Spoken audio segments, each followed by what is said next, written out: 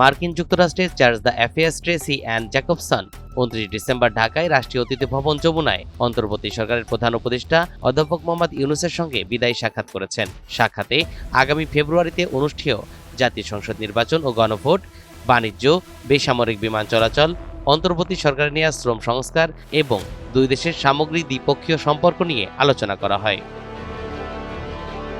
বাংলাদেশে 1 বছরের দায়িত্বপূর্ণ মেয়াদ শেষে দেশে ফেরার প্রাক্কালে ট্রেসি অ্যান্ড জ্যাকবসন গত 17 মাসে প্রধান উপদেষ্টার নেতৃত্বের প্রশংসা করেন। তিনি ফেব্রুয়ারি নির্বাচন আয়োজনের বিষয়ে যুক্তরাষ্ট্র সরকারের সমর্থন পুনর্ব্যক্ত করেন। এ সময় প্রধান উপদেষ্টা অধ্যাপক মোহাম্মদ ইউনূস অবাধ, সুষ্ঠু ও শান্তিপূর্ণ নির্বাচন আয়োজনের বিষয়ে সরকারের অঙ্গীকারের কথা তুলে ধরেন। তিনি বলেন, জাতীয় সংসদ নির্বাচন ও গণভোট সফলভাবে সম্পন্ন করতে হবে। এই জন্য বিভিন্ন ধরনের প্রস্তুতি নেওয়া হচ্ছে। আমরা পুরোপুরি প্রস্তুত, বলেন অধ্যাপক মোহাম্মদ ইউনূস। তিনি আরও বলেন, নির্বাচনের আগে শান্তি বিঘ্নিত করার যে কোনো চেষ্টা কঠোরভাবে মোকাবেলা করা হবে।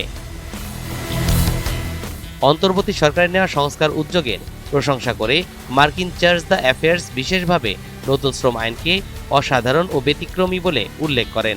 তার মতে, এসব সংস্কার বাংলাদেশে আরও বেশি বিদেশি বিনিয়োগ আকর্ষণে সহায়ক হবে।